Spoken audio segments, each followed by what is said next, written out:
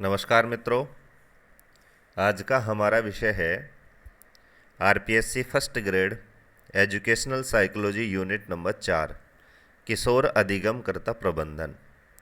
और ये चौथी यूनिट का जो लास्ट पॉइंट है, किशोर के मानसिक स्वास्थ्य को प्रोत्साहित करने की मार्गदर्शक प्रविधियों का उपयोग, इसके बारे में ये वीडियो है।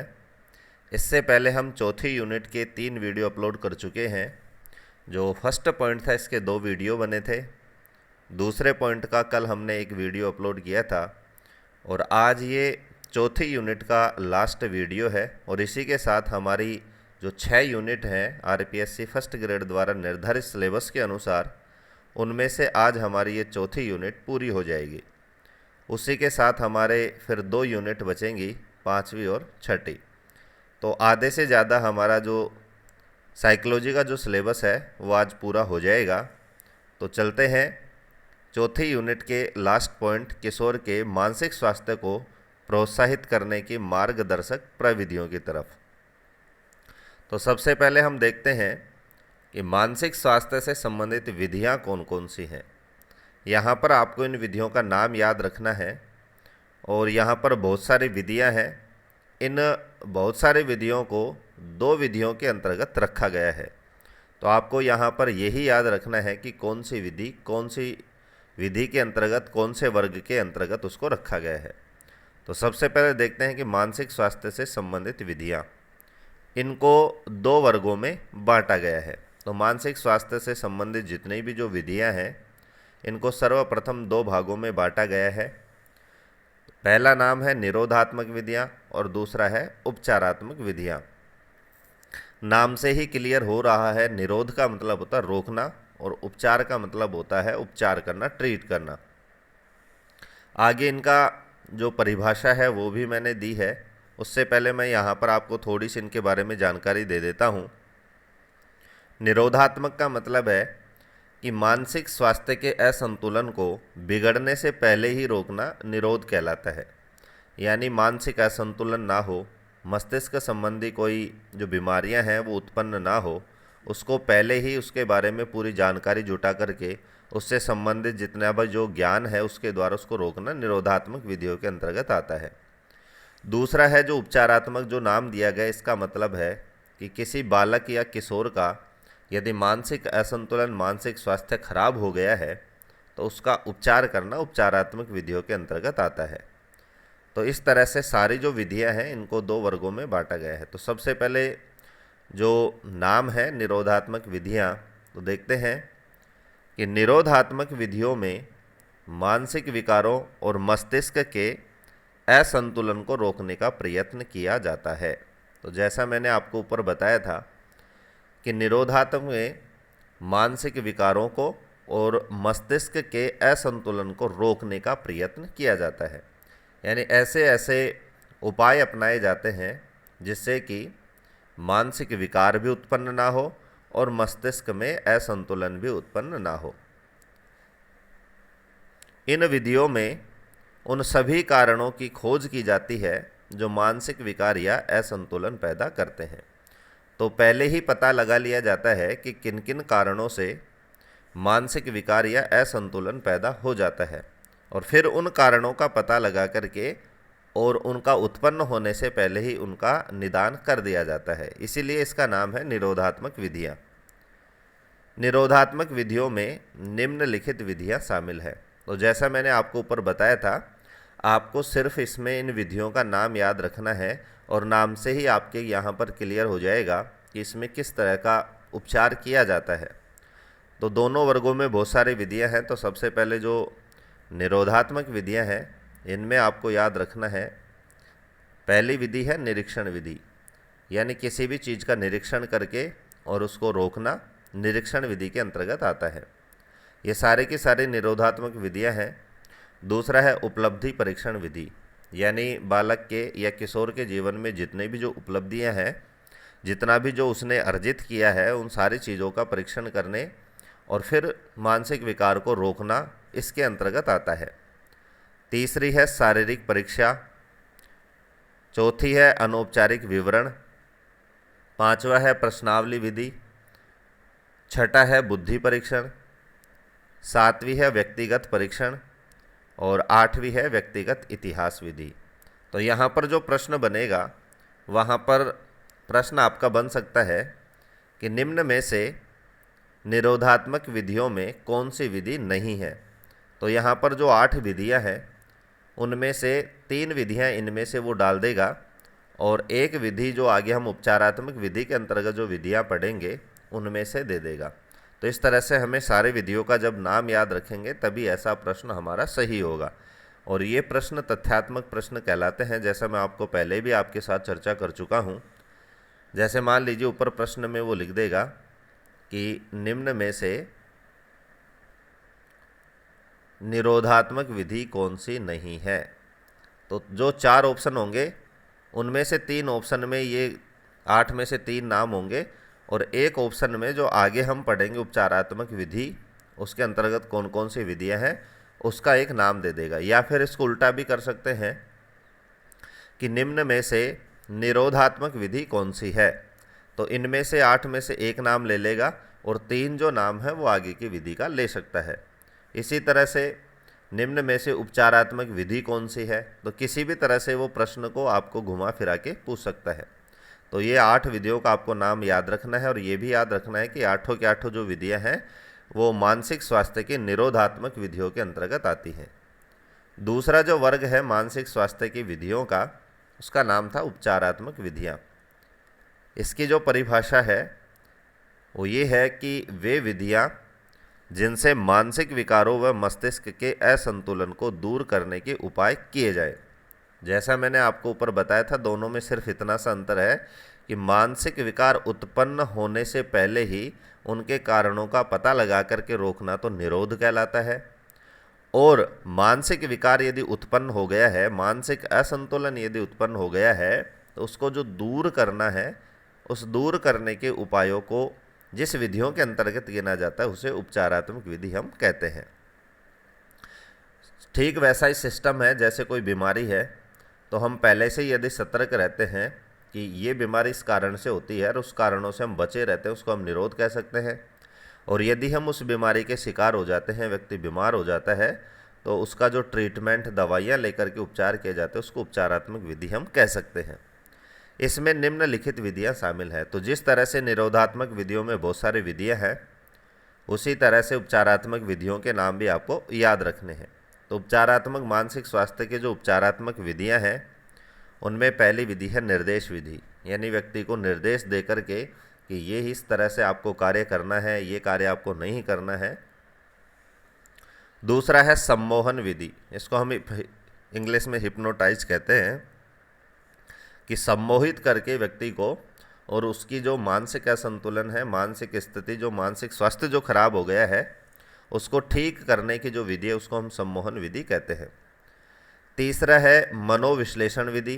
जैसे सिगमंड फ्रायड ने बताया कि मस्तिष्क के 3 भाग हैं, अचेतन, चेतन, अर्धचेतन। तो उन सब का विश्लेषण करके उन सब का एक तरह से इस तरह से विश्लेषण किया जाता है कि ये जो मानसिक असंतुलन है, मानसिक स्वास्थ्य है, वो किस कारण से उत्पन्न हुआ है और उस कारणों का निदान करके उपचार करना मनोविश्लेषण विधि कहलाती है। अगली विधि है पुनर्शिक्षण विधि, यानी दोबारा उसको शिक्षा दे करके दूर किया जा सकता है। 5वीं विधि है निद्रा या विश्राम विधि, यानी किसी का मानसिक स्वास्थ्य खराब है, मानसिक असंतुलन है, तो उसको ज़्यादा से ज़्यादा नींद या विश्राम करने की सलाह दे करके जिस विधि के द्वारा उपचार किया जाता है उसे हम निद्रा या विश्राम विधि कहते हैं। 6 नंबर की उपचारात्मक विधि है शल्य चिकित्सा विधि। शल्य का मतलब तो ऑपरेशन वगैरह करके उपचार करना। 7वां है समूह चिकित्सा विधि, यानी ग्रुप में चिकित्सा करके। 8वां है व्यावसायिक चिकित्सा विधि। 9वां है संगीत चिकित्सा विधि। 10वां है मनोअभिनय अंगुलिक चित्रण विधि। और 11वें नंबर की जो विधि है वो है जल चिकित्सा और ज्वर चिकित्सा विधि। तो इस तरह से आपको जैसे 8 नाम निदानात्मक विधियों के रखना है, निरोधात्मक विधियों के रखना है, उसी तरह से ये जो 11 नाम है ये उपचारात्मक विधियों के आपके नाम याद रखना है। यहाँ पर से सिंपल सा प्रश्न बनेगा सिर्फ नाम से संबंधित, वो आपको जवाब देना है। तो हमने दोनों प्रकार की जो विधियां हैं वो यहाँ पर हमने देख ली है। अब आगे हम देखते हैं कि जो हमारे यूनिट में नाम है कि निर्देशन या मार्गदर्शन, क्योंकि विधियों के आगे एक शब्द लगा हुआ है मार्गदर्शन विधियाँ, और वो भी किसके लिए, किशोरों के लिए। तो अब उसी टॉपिक पे हम चर्चा करते हैं कि मार्गदर्शन क्या होता है। मार्गदर्शन का ही दूसरा नाम है निर्देशन। तो सबसे पहले जो परिभाषा है वो स्किनर ने दी है, वो परिभाषा मैंने यहाँ शामिल किया है स्किनर की परिभाषा को, कि नव युवकों को स्वयं अपने प्रति, दूसरे के प्रति तथा परिस्थितियों के प्रति समायोजन करने में सहायता प्रदान करने की जो प्रक्रिया है उसे ही हम मार्गदर्शन कहते हैं। नव युवकों से यहाँ तात्पर्य है हमारा किशोर, यानी किशोरों को स्वयं के प्रति यानी खुद के प्रति, या फिर अन्य व्यक्ति के प्रति, या फिर परिस्थितियों के प्रति, यानी तीन चीज़ों के प्रति समायोजन यानी अनुकूलन करने में सहायता मदद प्रदान करने की जो प्रक्रिया है उस प्रक्रिया को ही हम मार्गदर्शन कहते हैं। तो यहाँ पर जो ये परिभाषा दी है उस परिभाषा को देने वाला जो मनोवैज्ञानिक उसका नाम है स्किनर। तो आपको ये नाम याद रखना है कि ये परिभाषा किसने दी थी, स्किनर ने दी थी। स्किनर की परिभाषा आपको याद कैसे रहेगी, तो इसमें तीन व्यक्तियों को शामिल किया गया है, स्वयं को, दूसरे व्यक्ति को और परिस्थितियों को, और इसमें समायोजन शब्द का प्रयोग किया गया है। तो ये जो परिभाषा थी बहुत ही सरल परिभाषा है और समझने में मदद भी प्रदान करती है कि निर्देशन हम मार्गदर्शन किसे कहते हैं।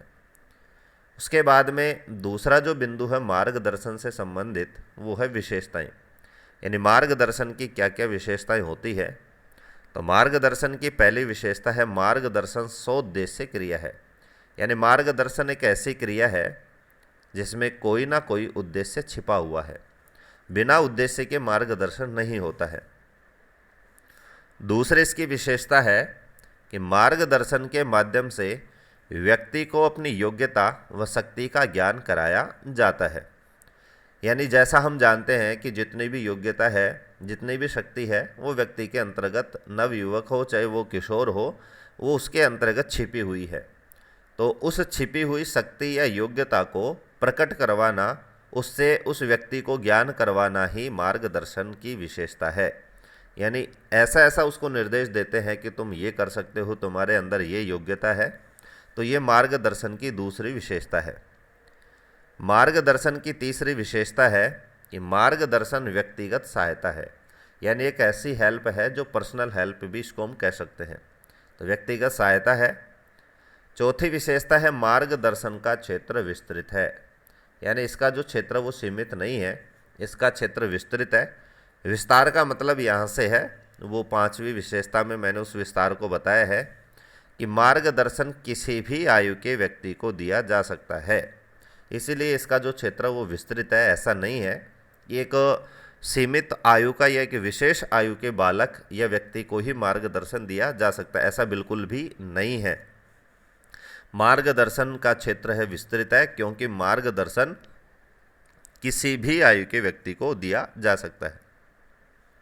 तो इस तरह से ये पांच विशेषताएं आपको याद रखनी है, और ये जो पांचों विशेषताएं हैं ये मार्गदर्शन की विशेषताएं हैं।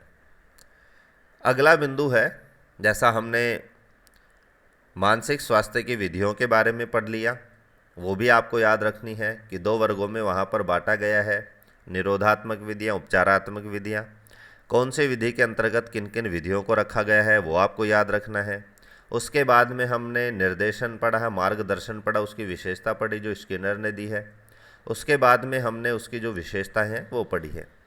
अगला हमारा बिंदु है कि किशोरों के मानसिक स्वास्थ्य हेतु निम्न प्रकार के मार्गदर्शन की आवश्यकता है।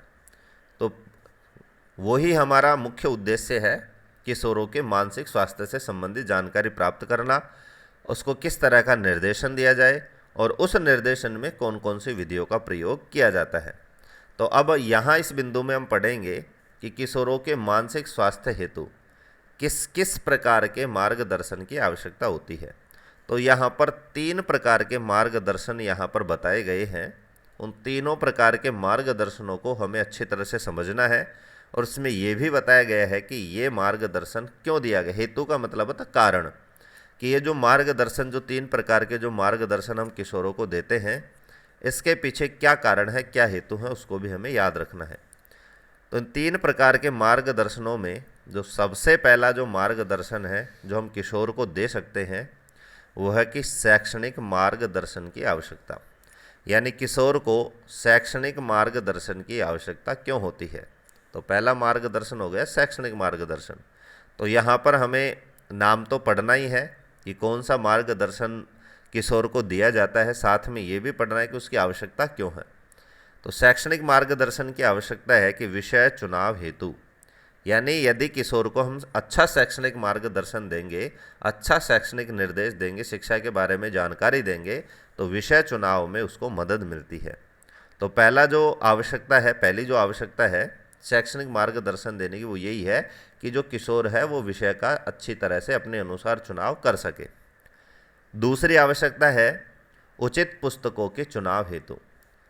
तो बालक ने विषय चुनाव कर लिया, उसके बाद में जिस विषय का भी उसने चुनाव किया है उस विषय की मार्केट में बहुत सारी पुस्तकें उपलब्ध हैं, तो उसे कौन सी पुस्तक उसे खरीदनी है, कौन सी पुस्तक का उसे अध्ययन करना है, इस चीज़ का जो ज्ञान उसे होगा वो शैक्षणिक मार्गदर्शन के द्वारा ही हो सकता है।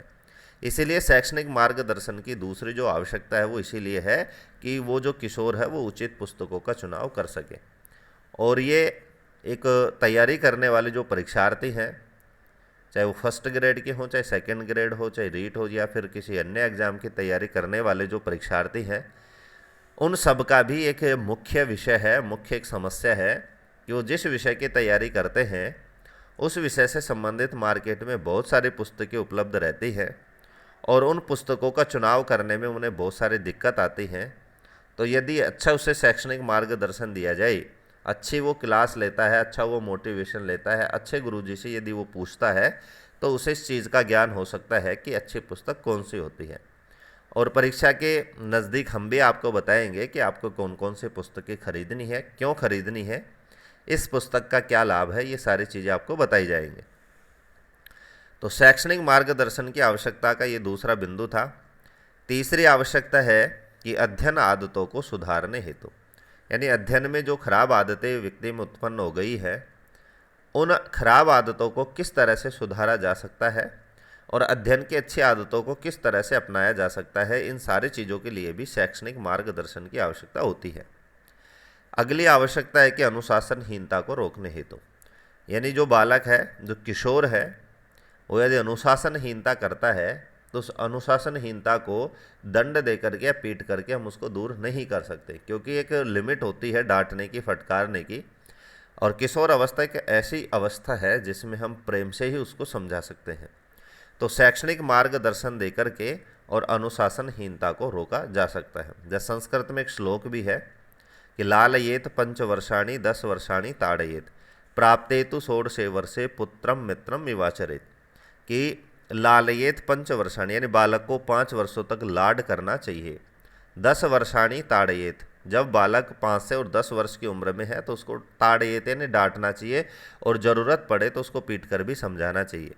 और प्राप्तेतु 16 वर्षे, और यदि बालक 10 से और 16 वर्ष की उम्र का है, 16 वर्ष का यदि हो गया है, तो पुत्रम मित्रम इव आचरेत, तो पुत्र के साथ मित्र की तरह आचरण करना चाहिए। तो उसी बिंदु की ओर ये इशारा करता है कि बालक के जीवन में, किशोर के जीवन में यदि अनुशासनहीनता है तो उसको भी हम शैक्षणिक मार्गदर्शन के माध्यम से दूर कर सकते हैं। शैक्षणिक मार्गदर्शन की अगली जो आवश्यकता है वो है उचित शैक्षणिक समायोजन हेतु, यानी शैक्षणिक अनुकूलन किस तरह से वो कर सकता है, उसमें भी शैक्षणिक मार्गदर्शन की बहुत आवश्यकता होती है। अगली है शिक्षा में अपव्यय को रोकने। तो अपव्यय का मतलब होता है जो फालतू का जो खर्च है, यानी आजकल जो शिक्षा है वो खर्चीली शिक्षा है, तो उस खर्चीली शिक्षा में जो फालतू का जो खर्च है, एक्स्ट्रा जो खर्च है, जो किसी कार्य का नहीं है, किसी काम का नहीं है, उसको किस तरह से रोका जाए, तो उस अपव्यय को रोकने के लिए भी शैक्षणिक मार्गदर्शन की हमें सख्त ज़रूरत है। अगला है कि शिक्षा के उद्देश्य और लक्ष्य प्राप्ति हेतु, यानी जिस प्रकार की भी किशोर शिक्षा प्राप्त कर रहा है, जिस भी क्षेत्र में वो जा रहा है, तो उसके उद्देश्य क्या है और उन उद्देश्य और लक्ष्यों को किस तरह से प्राप्त किया जा सकता है, इन सारी चीज़ों का ज्ञान यदि हमें देना है तो भी हमें शैक्षणिक मार्गदर्शन की आवश्यकता होती है। तो ये हमारा पहला मार्गदर्शन था, शैक्षणिक मार्गदर्शन, और क्यों उसकी ज़रूरत है उसको समझने के लिए हमने इन सारे बिंदुओं को आपको समझाया है। अगला जो मार्गदर्शन है किशोरों के लिए दूसरे प्रकार का, वो है व्यावसायिक मार्गदर्शन की आवश्यकता। तो मार्गदर्शन का नाम तो है व्यावसायिक मार्गदर्शन। अब इसकी आवश्यकता क्यों है? जैसे शैक्षणिक मार्गदर्शन की आवश्यकता क्यों है, तो उसको हम अनेक बिंदुओं से समझे, उसी तरह से यहाँ पर हमें समझना है कि व्यावसायिक मार्गदर्शन की आवश्यकता क्यों है। तो पहला बिंदु है कि भविष्य में रोजी रोटी कमाने के योग्य बनाने हेतु, यानी किशोर है उसको किसी ना किसी दिन तो अपने जीवन में कमाना है, अपनी जिम्मेदारियों को संभालना है। तो जिम्मेदारियां संभालने के लिए उसे कमाना पड़ेगा, और कमाने के योग्य बनाने के लिए ही उसे व्यावसायिक मार्गदर्शन की आवश्यकता होती है। अगला है अवसरों व व्यवसायों की जानकारी हेतु, यानी किस अवसर का उसे लाभ उठाना चाहिए और किस प्रकार के व्यवसाय उसे करने चाहिए, किस प्रकार को व्यवसाय कर रहा है, उन सारे अवसरों और व्यवसायों की जानकारी हेतु भी उसे व्यावसायिक मार्गदर्शन की आवश्यकता होती है। योग्यतानुसार व शक्ति के अनुसार व्यवसाय चयन हेतु, जैसा हमने अभी पढ़ा था मार्गदर्शन की विशेषताओं में, हमने पढ़ा था कि मार्गदर्शन एक ऐसी प्रक्रिया है जो व्यक्ति को उसकी शक्ति और योग्यता का ज्ञान करवाती है। तो उसी के संदर्भ में उसको जोड़ करके यहाँ हमें याद रखना है कि किस प्रकार के व्यवसाय के लिए व्यक्ति योग्य है, किशोर योग्य है, और किस व्यवसाय को करने की शक्ति उसके अंतर्गत है। तो इस योग्यता और शक्ति के अनुसार उसे किस प्रकार के व्यवसाय का चयन करना चाहिए, चुनाव करना चाहिए, किस व्यवसाय को उसे अपने जीवन में अपनाना चाहिए, इस तरह का ज्ञान देने के लिए भी व्यावसायिक मार्गदर्शन की आवश्यकता होती है। जीवन की सफलता हेतु, यानी जीवन में किस तरह से उसे सफलता प्राप्त करना है, इसके लिए भी व्यावसायिक मार्गदर्शन की आवश्यकता होती है। लास्ट बिंदु है व्यवसाय के संबंध में उचित निर्णय लेने हेतु, यानी व्यवसाय में किस तरह के निर्णय उचित होते हैं, किस तरह के निर्णय सही सिद्ध होते हैं, किस तरह के निर्णयों से हमारा व्यवसाय निम्नता की ओर जाता है और किस तरह के निर्णयों से हमारा जो व्यवसाय है वो शिखर की ओर जाता है। इन सारी चीज़ों का ज्ञान हेतु भी व्यावसायिक मार्गदर्शन की आवश्यकता होती है। तीसरे प्रकार का जो मार्गदर्शन है जो किशोरों को दिया जा सकता है, जिसकी आवश्यकता होती है और मुख्य भी है, व्यक्तिगत या मनोवैज्ञानिक मार्गदर्शन की आवश्यकता। मान लीजिए शैक्षणिक मार्गदर्शन है, तो मान लीजिए कोई अनपढ़ व्यक्ति है तो उसके काम नहीं आएगा। दूसरा है मान लीजिए कोई व्यवसाय नहीं करा, तो सबसे महत्वपूर्ण है व्यक्तिगत, यानी जीवन चाहे व्यक्ति पढ़ता हो चाहे नहीं पढ़ता हो, लेकिन एक व्यवस्थित जीवन जीना आना चाहिए। तो एक व्यवस्थित किस तरह से एक व्यवस्थित जीवन जिया जा सकता है, उस तरह का मार्गदर्शन को हम व्यक्तिगत या मनोवैज्ञानिक मार्गदर्शन की श्रेणी में रखते हैं। तो इसकी आवश्यकता क्यों होती है?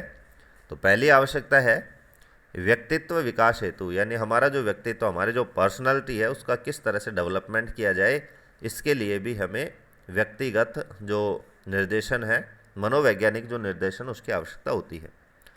दूसरा है भावात्मक समस्याओं के निदान हेतु, यानी भावनाओं से जुड़ी हुई जो समस्याएं हैं, उन समस्याओं का निदान, उन समस्याओं को किस तरह से दूर किया जा सकता है, किस तरह से उनका उपचार किया जा सकता है, इन सारी चीज़ों को, इन समस्याओं को दूर करने के लिए भी हमें व्यक्तिगत निर्देशन की आवश्यकता होती है। अगला है सामाजिक समस्याओं के निदान हेतु, जिस तरह से भावनात्मक समस्याओं को दूर किया जा सकता है, उसी तरह से इस निर्देशन से सामाजिक समस्याओं को भी हम दूर कर सकते हैं।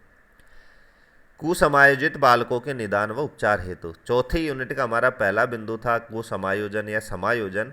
तो वहाँ पर हमने कुसमायोजित बालक के लक्षण भी पढ़े थे, किस तरह से कुसमायोजित व्यक्ति के जो समस्या है उसको उपचार किया जा सकता है, निदान किया जा सकता है, उसमें भी ये जो निर्देशन है वो कार्य कर सकता है।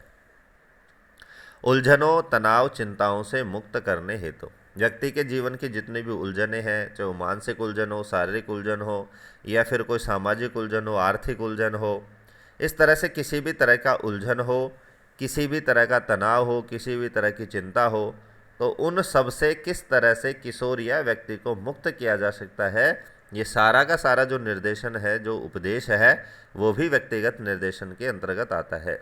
तो देख सकते हैं कितना महत्वपूर्ण है, क्योंकि वर्तमान का जो लाइफ स्टाइल है उसमें ये सारी चीज़ें शामिल है, उलझन भी है, तनाव भी है, चिंता भी है। तो इन सारी चीज़ों से किस तरह से मुक्त हुआ जा सकता है, इन सारी चीज़ों को दूर करने के लिए भी व्यक्तिगत मार्गदर्शन की आवश्यकता होती है। लास्ट बिंदु है व्यक्तिगत मार्गदर्शन के अंतर्गत की व्यक्तिगत समस्याओं के निदान हेतु। तो इस तरह से हमने पढ़ा था कि सामाजिक भावनात्मक समस्याओं का जिस तरह से निदान किया जा सकता है, उसी तरह से व्यक्तिगत समस्याओं का निदान भी हम कर सकते हैं। तो इस तरह से किशोर के जीवन में 3 प्रकार के मार्गदर्शनों से हम उसके जीवन को अच्छा बना सकते हैं। अब हम देखते हैं कि हमारा जो बिंदु चल रहा है मार्गदर्शन, उसके क्या क्या सिद्धांत हैं। तो अगला बिंदु है मार्गदर्शन के सिद्धांत। यानी मार्गदर्शन समस्त छात्रों के लिए एक विशेषता, सिद्धांत का मतलब एक तरह की विशेषताएं हैं कि मार्गदर्शन जो है वो समस्त छात्रों के लिए होता है, किसी एक के लिए नहीं होता है। मार्गदर्शन जीवन पर्यंत चलने वाली एक प्रक्रिया है। यानी मार्गदर्शन जो है वो पूरे जीवन भर चलने वाली एक प्रक्रिया, ऐसा नहीं है कि किसी निश्चित आयु के लिए हो। इसलिए हमने वहाँ विशेषताओं में भी पढ़ा था कि मार्गदर्शन का जो क्षेत्र है वो विस्तृत है। वहाँ हमने आयु के संदर्भ में पढ़ा था, यहाँ भी उसी से रिलेटेड ये है कि जीवन पर्यंत चलने वाली एक प्रक्रिया है। मार्गदर्शन आत्मबोध और आत्म विकास को विकसित करता है। यानी मार्गदर्शन एक ऐसी प्रक्रिया है जिससे खुद का ज्ञान भी हम कर सकते हैं और खुद का विकास भी व्यक्ति कर सकता है। इन दोनों विशेषताओं को विकसित करने में बहुत ही मददगार सिद्ध होता है। मार्गदर्शन छात्र विकास के सभी क्षेत्रों से संबंधित होना चाहिए। तो अगला सिद्धांत है कि मार्गदर्शन ऐसा होना चाहिए कि छात्र के विकास के सभी क्षेत्र का मतलब चाहे वो शारीरिक क्षेत्र हो, मानसिक क्षेत्र हो, शैक्षिक क्षेत्र हो, सामाजिक क्षेत्र हो, सभी क्षेत्रों में उसका विकास हो सके। एक निश्चित क्षेत्र में विकास के लिए मार्गदर्शन नहीं होना चाहिए। मार्गदर्शन को भी शैक्षणिक प्रक्रिया का ही अंग समझना चाहिए, क्योंकि मैं आपको बता भी चुका हूं कि हमारे जो चौथी यूनिट का जो दूसरा पॉइंट था वहां पर हमने पढ़ा भी था कि शिक्षा के माध्यम से हम कुसमायोजित बालक की जो समस्याएं उनका निदान कर सकते हैं, उनको दूर कर सकते हैं। तो उसी तरह से हम समझ सकते हैं कि मार्गदर्शन भी एक तरह से शैक्षणिक प्रक्रिया है, शिक्षा का ही अंग है। क्योंकि हमारे जो शिक्षक हैं वो हमें विषय वस्तु को पढ़ाने के साथ साथ हमें मार्गदर्शन भी प्रदान करते हैं, शैक्षणिक मार्गदर्शन भी देते हैं, बीच बीच में वो व्यावसायिक मार्गदर्शन भी प्रदान करते रहते हैं। और व्यक्तिगत यानी जीवन से संबंधित मार्गदर्शन तो लगभग हमारे हर शिक्षक देते हैं कि हमें किस तरह का नागरिक बनना चाहिए, किस तरह से हमें जीवन जीना चाहिए। तो ये भी एक शैक्षणिक प्रक्रिया का अंग ही, इसे समझना नहीं चाहिए बल्कि है ही, ये मानना चाहिए। मार्गदर्शन को समाज और व्यक्ति दोनों के प्रति उत्तरदायी होना चाहिए। यानी जो भी मार्गदर्शन दिया जा रहा है वो केवल समाज के लिए ही उत्तरदायी न हो बल्कि व्यक्ति दोनों के लिए उत्तरदायी होना चाहिए। तो इस बिंदु का मतलब है कि मार्गदर्शन ऐसा होना चाहिए जो समाज के लिए तो कल्याणकारक, व्यक्ति के लिए तो कल्याणकारक हो ही, सही हो ही, साथ साथ में वो ऐसा मार्गदर्शन हो जो समाज हित में भी सही सिद्ध होता हो, समाज कल्याण के लिए भी सही हो।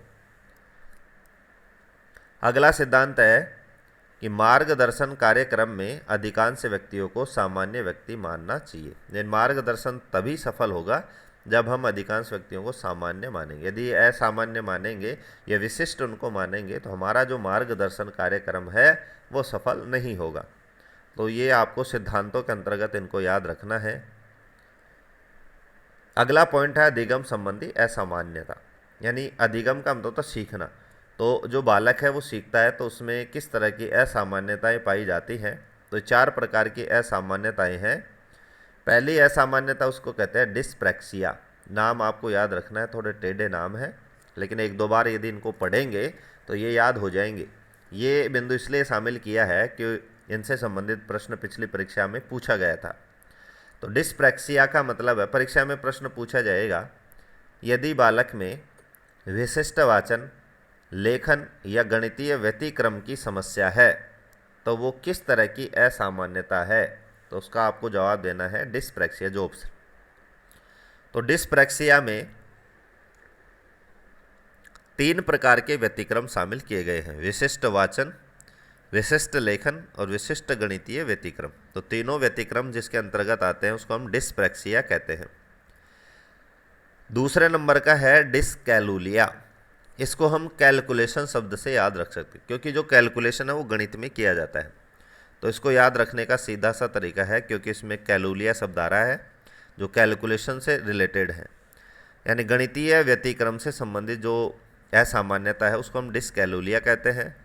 अगला है डिसलेक्सिया, विशिष्ट वाचन या पठन से संबंधित जो व्यतिक्रम है उसको हम डिसलेक्सिया कहते हैं।